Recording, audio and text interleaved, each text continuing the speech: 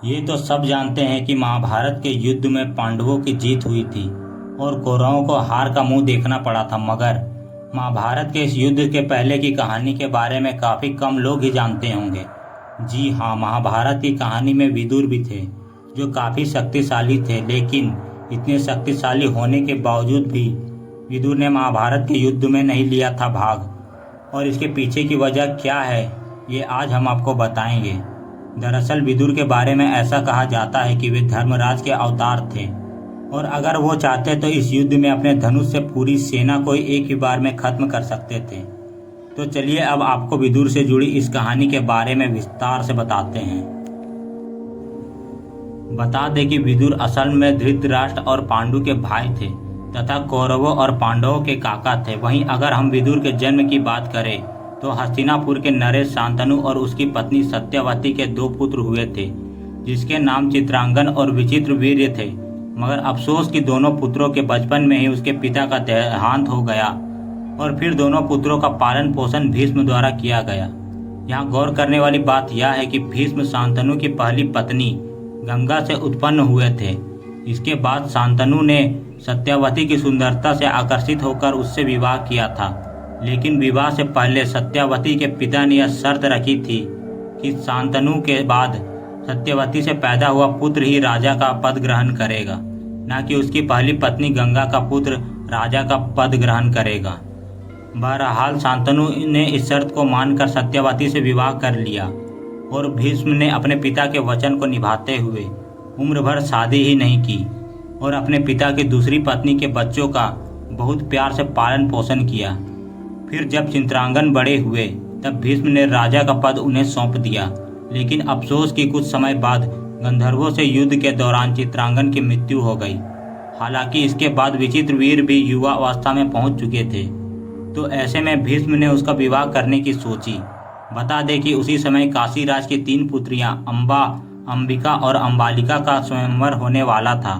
तो ऐसे में भीष्म ने वहां जाकर सभी राजाओं को हरा दिया और काशीराज की तीनों पुत्रियों को हस्तिनापुर ले आए। हालांकि जब बड़ी कन्या अंबा ने भीष्म से कहा कि वह राजा साल से प्रेम करती हैं, तब भीष्म ने उसे राजा के पास भेज दिया, लेकिन बाकी दो कन्याओं का विवाह विचित्रवीर्य के साथ करवा दिया गया। मगर यहाँ दुख की बात यह है कि विचित्रवीर्य को क्षय रोग हो गया और इसके कारण उसकी मृत्यु हो गई। जी हाँ, तब तक विचित्रवीर्य की कोई संतान पैदा नहीं हुई थी। तो ऐसे में शांतनु की दूसरी पत्नी सत्यवती ने भीष्म से कहा कि वे विचित्र की पत्नियों से पुत्र उत्पन्न करे, लेकिन भीष्म ने अपने पिता का वचन तोड़ने से मना कर दिया।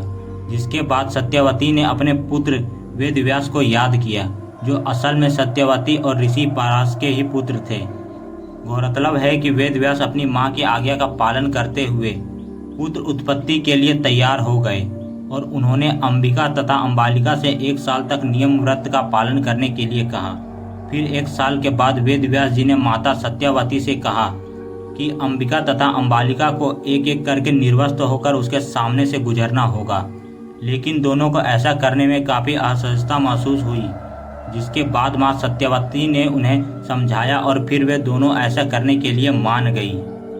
बता दें कि जब वेदव्यास अंबिका के पास गए तब अंबिका ने अपने तेज नेत्र बंद कर लिए और फिर वेदव्यास जी ने कक्ष के बाहर आकर माँ सत्यवती से कहा कि अंबिका को काफ़ी तेजस्वी पुत्र प्राप्त होगा, लेकिन वह नेत्रहीन होगा क्योंकि अंबिका ने अपने नेत्र बंद कर लिए थे। इसके बाद वेदव्यास छोटी रानी अंबालिका के पास गए, तो ऐसे में वेदव्यास को देखकर अंबालिका काफ़ी भयभीत हो गई। जिसके बाद वेदव्यास जी ने माँ सत्यवती से कहा कि अंबालिका का पुत्र पांडु रोग से ग्रसित होगा। बहरहाल ये सब सुनकर माँ सत्यवती को काफ़ी दुख हुआ और फिर इसके बाद माँ सत्यवती ने अंबालिका को दोबारा वेदव्यास जी के सामने जाने के लिए कहा। इस बार रानी ने खुद की बजाय अपनी दासी को ऋषि वेदव्यास के सामने भेज दिया और वह दासी वेदव्यास के सामने जाकर बिल्कुल भी नहीं घबराई।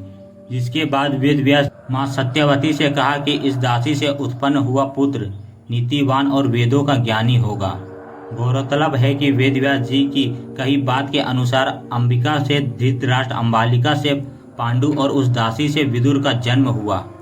यहाँ गौर करने वाली बात यह है कि ऋषि मांडव के श्राप के कारण विदुर ने दासी पुत्र के रूप में जन्म लिया और आगे चलकर वह धृतराष्ट्र के मंत्री बने। जी हाँ, विदुर धर्म का पालन करते थे और वे चाहते थे कि धृतराष्ट्र भी धर्म के मार्ग पर ही चले, मगर अफसोस कि ऐसा नहीं हुआ। और फिर धृतराष्ट्र जब भी पांडवों के अहित की बात करते थे तब विदुर जी उन्हें समझाते थे।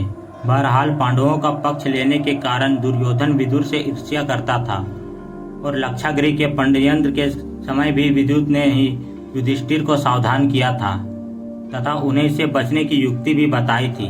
बता दें कि विदुर जी के पास एक बहुत ही शक्तिशाली और चमत्कारी धनुष था जो उन्हें खुद भगवान कृष्ण जी से प्राप्त हुआ था। ऐसे में अगर वे चाहते तो इस धनुष से एक ही बार में युद्ध को खत्म कर सकते थे, लेकिन उन्होंने ऐसा नहीं किया। दरअसल बात यह है कि एक बार विदुर ने दुर्योधन को युद्ध न करने की सलाह दी थी, जिसके बाद दुर्योधन ने विदुर को अपशब्द कहने शुरू कर दिए, जिसके बाद विदुर ने गुस्से में आकर अपना धनुष तोड़ दिया और ये प्रण लिया कि वे युद्ध में नहीं लड़ेंगे। जी हाँ, विदुर जानते थे कि अगर वे युद्ध में लड़े तो उन्हें कौरवों की तरफ से लड़ना होगा, यानी उन्हें अधर्म के पक्ष में रहना होगा, और इसी वजह से उन्होंने युद्ध न करने का फैसला किया। इसके साथ ही उन्होंने धृतराष्ट्र को भी समझाया कि दुर्योधन उसके कुल का नाश कर देगा, इसलिए इस युद्ध का परित्याग करने में ही समझदारी है।